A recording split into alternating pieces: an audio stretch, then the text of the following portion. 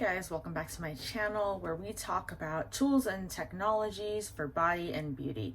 Today I'm going to talk to you guys about my tummy tuck, and more specifically I wanted to keep this video short, so we're going to be talking about preparing for my tummy tuck. I'm going to break up my tummy tuck journey video into a couple of videos. I'm going to have my planning, my days 1 through 7, and then the remainder of my recovery, day 7 to 2 months after. My final results did take almost 6 months to get. It's a marathon, not a sprint, guys, so preparation is key. When I had decided that I wanted to get a tummy tuck, nothing on YouTube prepared me for what I was actually going to go through. So I wanted to create a video that would help potential people that are looking to get a tummy tuck in their near future in how to prepare. Step 1. Think about your location. If you're flying in to get your tummy tuck, I would advise for you to get a hotel that is very close to your doctor, and it is somewhere that has wheelchair accessible bathroom facilities. Think about the fact that you're going to have a hip to hip scar. You're probably going to have abdominal muscle repair. With that comes extreme excruciating pain. You're not going to be able to walk up to your bed and sit down and raise your legs onto your bed. Abdominal muscles are used for that. You're not going to be able to do that. You're not going to be able to walk into a regular restroom, push a door open, squeeze into a corner with a toilet. You're going to need handles to hang on to support your weight. You're going to use your upper body a lot more.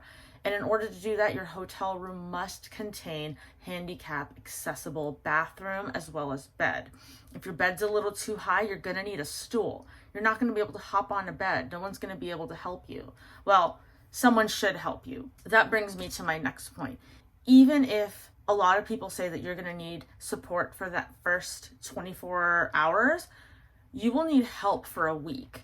So personally, I had a full tummy tuck with muscle repair, even though I didn't think I needed it. I was only 31 years old, led a healthy and active lifestyle, and worked out 5 times a week, lifted weights, did tons of cardio, and I couldn't do it. I needed my mother to come stay with me for an entire week. I had booked my hotel for 8 days. I live in Los Angeles. My surgeon, Dr. Kenneth Hughes, was located in Culver City. I was probably going to be able to get my surgery and come home, but I didn't even risk it. I got a hotel right next to his facility, and I stayed there with my mother and my husband doing shifts to take care of me. I needed help from anything as far as using the restroom, putting my underwear back on, being able to just move from one location to the other. You have to remember, some people, the anesthesia takes days to wear off. For me, it took about 3 days until I was fully conscious again. You have no way of knowing what it's going to be because it is going to be full general anesthesia. The surgery potentially could be 4 to 5 hours long. It's a very precarious situation, and you shouldn't be in a situation where you really need to rely on yourself and nobody else. Another thing I did to prepare for my tummy tuck, I started taking turmeric, curcumin, and arnica pills 3 weeks before my tummy tuck, as well as a regular multivitamin for women. I did not take any collagen supplements because as a darker skinned person, excess of collagen, I don't know if it's proven or not, but potentially could cause keloid scars. So because I know I'm a brown skinned person, I know that I have a likelihood of getting keloid scar. I just didn't take any collagen. Another preparation tip, keep protein. While you are recovering, you're not going to be able to eat. So stock up on that protein. And when you book your hotel room, have about a case of Premier protein is what I used. And my doctor recommended that I would need 100 grams of protein a day minimum during my recovery period. A mistake I had made was I didn't have that protein handy. I figured that I was going to be able to just eat chicken. You are not going to be able to eat. For me, I was not able to eat. I couldn't get food down for those first 3 days. I just felt sick and I slept for 3 days. So if you're potentially more sensitive to anesthesia and you get nausea, it's going to be really hard for you to get food down. But if you don't have enough protein in your system, your body's not going to be able to build those protein bonds and repair that giant incision from hip to hip. So don't take that chance, guys. You're spending all this money. You don't want to be fucked up. You don't want to have necrosis. You don't have a big old hole in your stomach. It's not worth it. Just do it. Another preparation tip. I weighed almost 160 pounds at the time that I decided to get my tummy tuck. I am 5'4". I was considered overweight. My doctor asked me to show him that I was ready for the tummy tuck by losing all the weight. He wanted me to get down to my goal weight and see how much laxity my skin had in order to understand how much skin to remove. So I lost all the weight. I lost about 20 pounds. I got down to 135 pounds right before my surgery. And that way he was able to remove all the skin he wanted to. He was able to tighten up my abdominal muscles, and I am not losing additional weight that's going to cause the skin to get saggy again. If you're going to get a tummy tuck, be ready to lose the weight first. The tummy tuck, for me personally, was not for weight loss. It was to get rid of that sagging, cellulite looking skin, a fupa, as many people may call it. But, you know, a lot of people do. They're bigger people. They just want a flatter stomach. And that's fine for you, but talk to your doctor and make sure that he's going to be able to give you the best result that he can based on your preparation. Additionally, another thing that I did to prepare was financial preparation. When I had decided that I'm going to get this tummy tuck, I paid the $1,000 deposit and I made a financial plan to be able to pay off the tummy tuck without having to be in debt. So for me, that was basically being able to save $1,000 a month to be able to have all that money in full, ready and paid in full 2 weeks before my actual surgery date. So I would recommend whatever you're doing, whether it's not going shopping on Amazon all the time and spending $500 a month on Amazon for no good reason, or whether it's just doing more modest groceries and not going over to the non-GMO organic aisle all the time, whatever it is that you have to do, the burden of having to pay off a huge debt after you get your tummy tuck can stress you out. And for me, I'm very sensitive about that. So you have to be able to plan financially for your tummy tuck as well.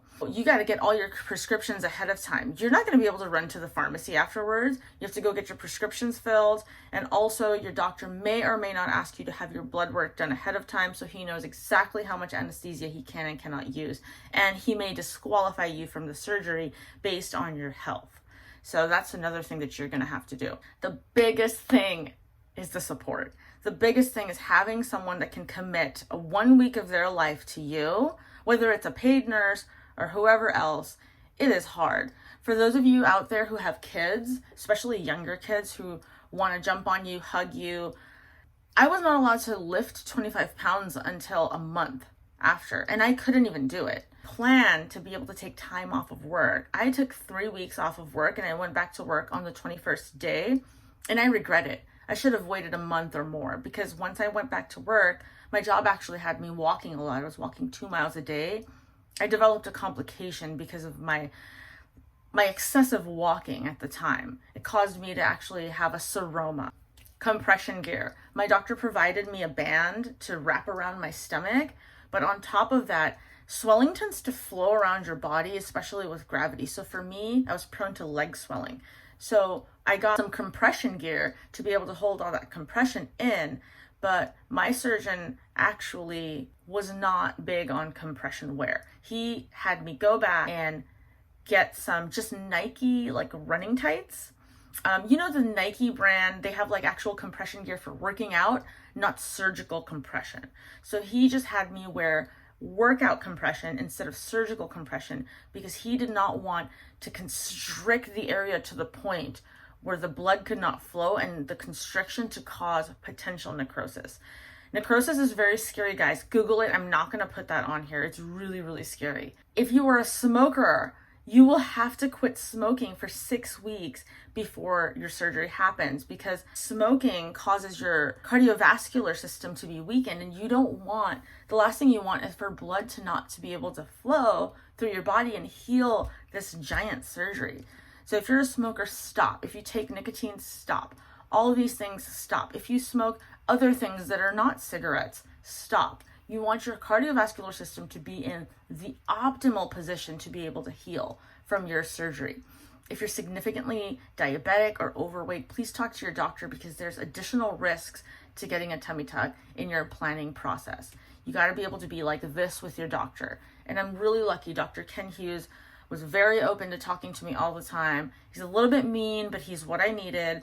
He responds to his personal email. He will tell it to me straight and let me know what it is I need to hear. Let me know in the comments if this was helpful. I understand this was very, very rapid fire and short, but I definitely just wanted to be exactly what I did for my planning for my tummy tuck as well. This is going to be the video that talks to you about my tummy tuck, the day of surgery and leading into the next couple of days. So I'm gonna try to make this as short, sweet, and to the point as possible, because this is stuff that I wish I knew when I went into going and getting my tummy tuck. The day of surgery, I showed up. I wasn't allowed to eat or drink any liquid from the night before, but I went a little extra. I did like a whole day of staying fasted before I showed up. Once I did show up, I was asked to strip to the nude, put on kind of a paper surgical gown, and once I did that, I had my hair in a little hairnet, I think I have a picture, and prepared for surgery. I met the doctor on the day of. He talked to me a little bit about how I felt and whether or not I felt prepared. I talked to the nurse that was going to be helping.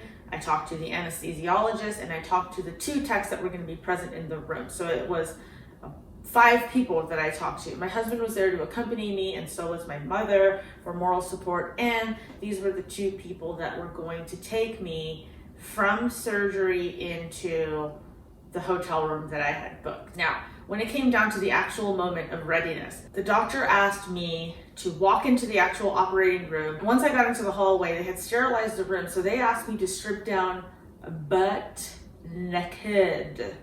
I was in the nude.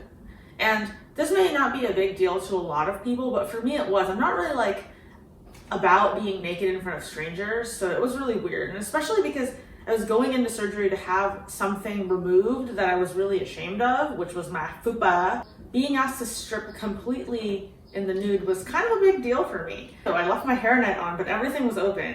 And what was worse is once I was in the nude, the 2 techs showed up with like little rags, and they were like, "We're now going to wipe your whole body down with antiseptic." So they took the rag and they wiped everywhere, they wiped everywhere, they wiped everywhere, and down the middle, and everything. And I was just cold and freezing and covered in antiseptic fluid and shivering at this point, and it got worse. Everybody was in the room, they're just like putting on their gloves, putting on, washing their hands with the gloves on, and just carrying on like I'm not just naked and covered in yellow fluid in the middle of this cold room. Then they asked me to lay on this device. I don't know what the hell it was. It was a crucifix. It was like this blue colored crucifix where I just had to just flop my body onto. And it was terrifying, and I was freezing and shivering, and nobody was talking to me, and I was really uncomfortable. The doctor hadn't come in yet, but finally my savior, the anesthesiologist, came, and he was like, "Hey, I'm gonna be administering general anesthesia." And he took my vein and he was kind of massaging it around, and then he said, "How's your day today?" And I remember I only said a few words because it knocked me TF out. It was, "It was a great morning. I dropped my dogs off at daycare. My dogs are named Henry and Herman." And those were my last words that I can remember saying until I woke up. Surgery was about 5 hours long. I got dropped off at 7:45 a.m. and I got picked up at around 1. If that's not 5 hours, leave me a comment below. But I just remember like slowly gaining consciousness, and I'm laying in this like reclining lounging chair, and I could remember the nurse, the male nurse that was there, saying, "Hey Temkin, are you awake? Do you want to see your mom? Do you want to see your husband? They're here." And I just remember feeling him putting my panties on. And it was just the oddest feeling of like a man that I don't know putting my panties on. And I was like, well, first of all, why are you putting my panties on? Like, I've been cut from hip to hip. I don't want to be wearing panties. Like, just let it, hey, put the compression on. I don't need no damn panties, because imagine how much stress I'm going to go through to have to take them off in this condition when I'm trying to go pee. They had this blanket over me, and then they put this giant electric heater under the blanket, so they're blowing like warm air all over my body to get the circulation flowing. Best feeling ever. I kind of want one of those for home. But I couldn't open my eyes because I was like, oh. And they had put all this Vaseline on my eyes, and then my lash extensions were coming out because, lash extensions come out with any oil.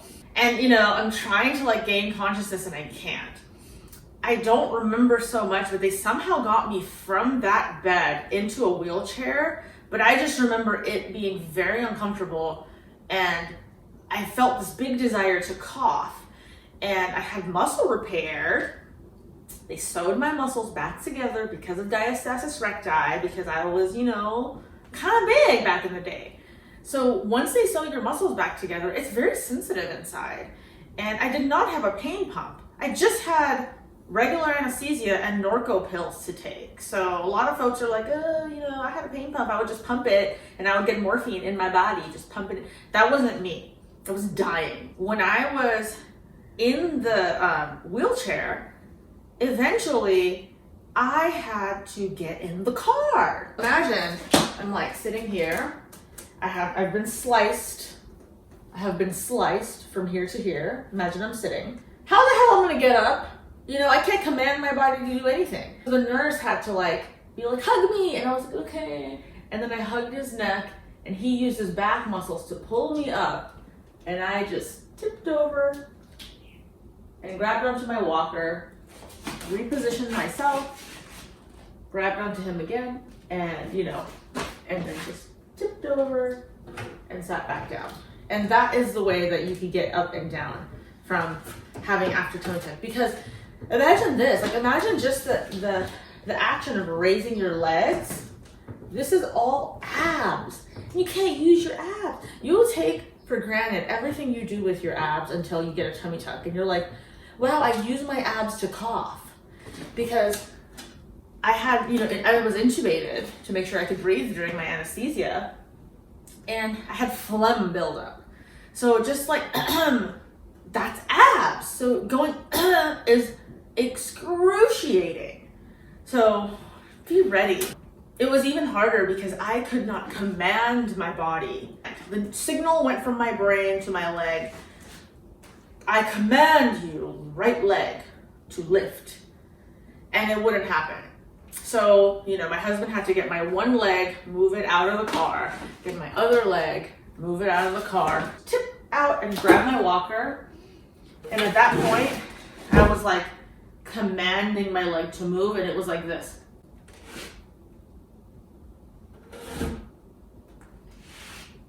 That's how it was. Bitch, you can be like this for days. So when they say 24 hours with a person to watch you, I say 7 days. 4 days minimum, 4 days minimum. Once I got into the hotel room, the bed was too high. And the thing is, it's a normal bed. I would just jump into the bed, but no. You can't do that when you've had a tummy tuck. I put my butt on the bed. What am I gonna do? I'm just gonna lift my leg onto the bed? No. But whoever's helping you, grab one leg, put it on the bed, and now you're in this position. You can't be in this position when you've had a tummy tuck. You're gonna need help. I ended up getting on the bed, and guess what happened after? I blacked out for 3 days. My husband was there. I was just in and out of consciousness. 3 full days I slept. I couldn't eat. I didn't want to drink water. I just took my medication. In the meantime, I had a drain, hip to hip, I had a drain, and then it came out of the side. And every 2 hours, my husband did this for me and my mom did this for me.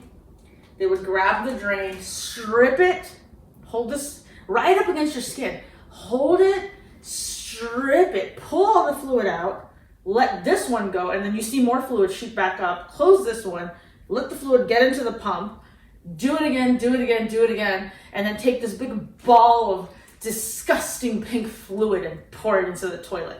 And sometimes it would have pieces of your meat and fat in there too. That happened for 3 days. I just took my pills, slept, I couldn't eat. They were trying to make me drink protein shake. I had to take 100 grams of protein a day. It was just hard. It was really hard for me. 3 days had passed, and all of a sudden I realized I had access to HLN channel, and I could watch 24 hours a day of Forensic Files.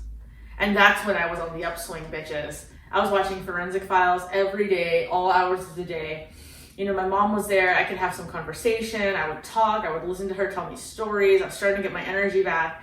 And honestly, all the way up until day 7, I just kind of hung out. I just didn't do anything. I started working from home a little bit, just because I got bored, but I wasn't moving around.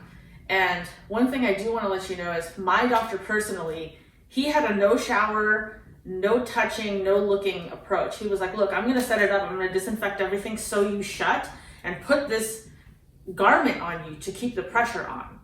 You will not take it off, you will not shower, you will not get this incision wet, you will do nothing. You will stay TF in bed and chill out. That is what you will do, because I have done everything. It's up to you to take your vitamins, take your arnica, make sure you don't move around and strip your drain, and that's it. Make sure you take care of that inflammation and take your protein. And so a week passed, and then I went in for my follow-up, and he opened it up. Obviously, I used those wipes that you go camping with, and I would wipe everything down. And if you want, you can wash your hair. My mom washed my hair for me. She scrubbed my scalp. I remember when I first opened up my clothes and I looked in the mirror, I was like, oh, I have a flat stomach.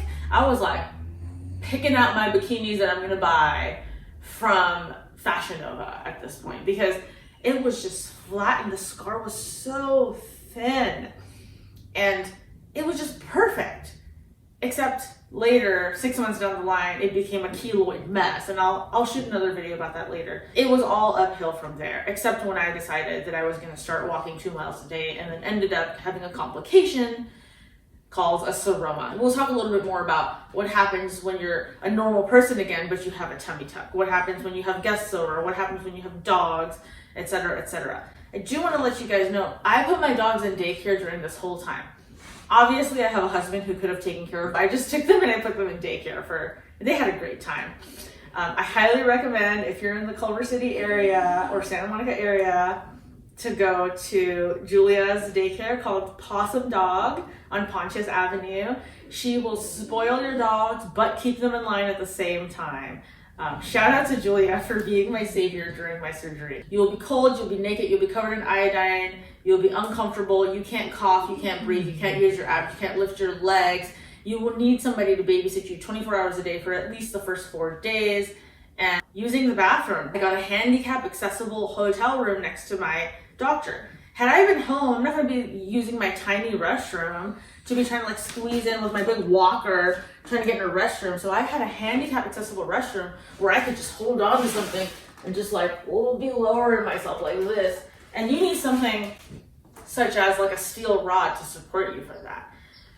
Please get yourself a handicap accessible place to stay. You can't have a tummy tuck and walk up 3 flights of stairs right after your surgery. So think about those things. Do a dry run. Figure out, okay, I've just had surgery. Now what? How am I gonna make it to the car? Is my car a freaking, lifted truck? Am I gonna be able to make it into my lifted truck? No, bitch, rent a car. Rent one of those Honda Elements where it's you just step like this and you're in the car. Think through all of these things and plan, and you will have a really good recovery. One thing I did wrong was I really should have started thinking in my hotel room. I didn't realize how high my bed was, because I was hey, this is a normal bed. But I wasn't thinking, no, every single movement, lifting your leg onto the bed for your abs, how hard is that gonna be? Are you gonna be able to do it? I had no idea that coughing would be painful. I had no idea that sleeping, sitting up with a bunch of pillows behind your back was going to be that painful. You're gonna need someone who's with you to take care of you to be a little bit strong, because they're gonna need to be pushing and pulling and lifting and tugging and helping you. I ended up having a really good experience, and I wouldn't trade I don't regret it at all. I regret nothing about my tummy tuck. I have this banging body now because, I've always had a banging body, but look at me. Look at me now. And this video is going to be focused on the recovery period, which to me, I consider days 4 till now, because recovery is really, really arduous and really, really important as far as what you're going to be able to expect from your results, because of what you do to set yourself up for success with your tummy tuck. Number 1, protein, protein, protein. I drank 100 grams of protein a day. The reason I say drank is because it's really hard to eat 100 grams of protein a day unless you're a meathead, and I'm not, and it's just really difficult for me as someone who, was living a plant-based life for a really long period of time to be getting that much protein. So I was drinking Premier Protein shakes 3 times a day, every day. I would say those 6 weeks following my surgery. I talked to you guys about how I had a handicap accessible hotel for the time period immediately following my surgery for 8 days is how long I booked. Getting home was really hard for me because I had to make it into the car and make it up 3 stories of stairs. I point at my stairs, but you can't see them, in order to get to my house. So all I had to do was make sure I had the support I needed. I had my husband, he helped me back up to my house. And once I got home, I had a leaning pillow and I had a wedge to put my legs on, and that's how I stayed for the most of the time. It's hard because you get really bored. It was Christmas time, I had company over, they were definitely helping me out as well. They were bringing me food, water, drinks, everything. They were brushing my hair, shaving my legs for me. Like, I have the most amazing family that helped me through my journey. But, you gotta think about who's gonna be there for you. Because I wasn't myself again until, I would say, at least 2 weeks after my surgery. I was not able to walk up straight. A lot of people talk about this, and this is legit. I was walking like this. And I would just kind of just walk around like this. Eventually I didn't need my walker, but this position puts a lot of strain on your back. You're gonna need to figure that out for yourself. But for me, I had a walker, I had my husband, I had pillows, I had wedges, and the swelling had settled into my feet at this point, so I had to make sure I kept my feet elevated for the time period in which I was, lounging around the house. Let's talk about going back to work, because the time is going to pass. You're going to lounge around, you're going to take care of yourself, take your vitamins, your protein, and at this point I still had my drain. I was still taking out fluid from my drain every 2 hours and dumping it, and my drain was not removed by my doctor until I was producing less than 15 milliliters per 24 hours for 3 days in a row. That took me 3.5 weeks to achieve. So my ass had a freaking tube coming out of my side for 3 weeks. It was ridiculous. Fortunately, I had taken 3 weeks off of work, and I actually went back to work just, I think, 2 days after my drain was removed. How did I do that? Let me talk about the drain removal. They're just gonna pull it out. And you know what's gonna happen? You know what happened to me? I screamed. I screamed bloody murder. My husband was sitting in the waiting room like, what are they doing in there to her? They were torturing me. They yanked it out and I went, you know that sound effect when Rick Ross has Aston Martin music and it goes, and once it was out, I was like, oh thank God. They bandaged it up and they said, wait a day, take a shower. I waited a day, take a shower. A couple days later, I was back at work. How did I go to work? What was I doing? Hey, guess what? I still had to wear my big band to keep the compression on my stomach. And on top of that, I would wear a Spanx cami, which was really soft and comfortable. And then on top of it, I would wrap my big tummy tuck belt. And then because I still had leg swelling, I actually purchased compression leggings that I would put on over my belt. And then I put on my suit, my pantsuit over that. And then I would just go to work and I would be walking at this pace.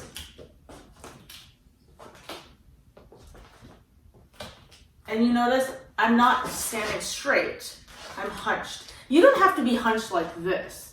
You can just stand straight. I don't know if you can see how my back is straight like this. You can just tuck your pelvis in and tuck your shoulders forward and alleviate all that pressure without having to look like you're walking like this. Just tuck it in. The problem was I was walking a lot. I was walking 2 miles a day because I worked in a campus setting. Walking from building to building, from meeting to meeting was just a lot. I ended up clocking in 2 to 3 miles every single day. And I eventually formed a seroma in my thigh. So it was right here, and swelling travels down. So for me, it traveled down into my thigh, and I had this huge lump. It looks super weird. I'm gonna post a picture, but basically that lump was filled with blood and bodily fluid. So my doctor had to stick a needle in there and drain it out, and I was traumatized. At that point, my doctor said, you can't get on a plane. You will have edema if you get on a plane. Like, you're just gonna be swollen everywhere. Whose fault is it? It's mine. I could have been like, I'll call into the meeting, but instead I was like, I'll be right there, guys. I'll see you at noon. So my fault. Lesson learned. And at the same time, had I just listened, I probably would have recovered a lot better. But that's pretty much my recovery. My results, which is a part of my recovery, I have posted about, but I have my super beginning picture when I decided to get my tummy tuck. I weighed 160 pounds almost, and I lost my weight, and I was ready for my tummy tuck. And then once I had my tummy tuck, I saw my full results right around 6 months, because you will know you're like 3 weeks.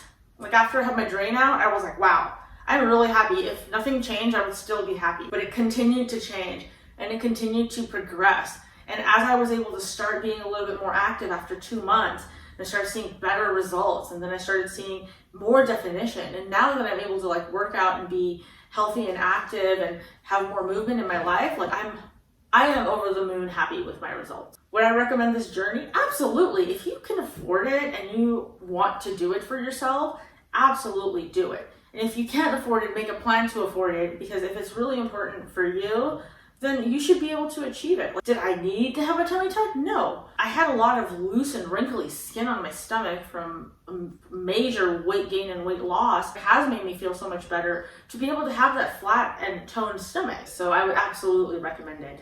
I would 100% recommend my doctor, Ken Hughes. He's located in Culver City. Call him, check him out. He's a kind of a tough guy, so he's not going to tell you what you want to hear. He's going to tell you what you need to hear. He was able to provide me this result.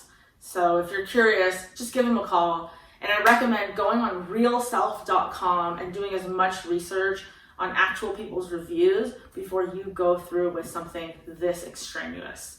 I did about a year of research before I made my decision. Either way, thanks for watching. Like, subscribe, it helps me out a lot. Leave a comment below. I hope to see you on my next video. Bye.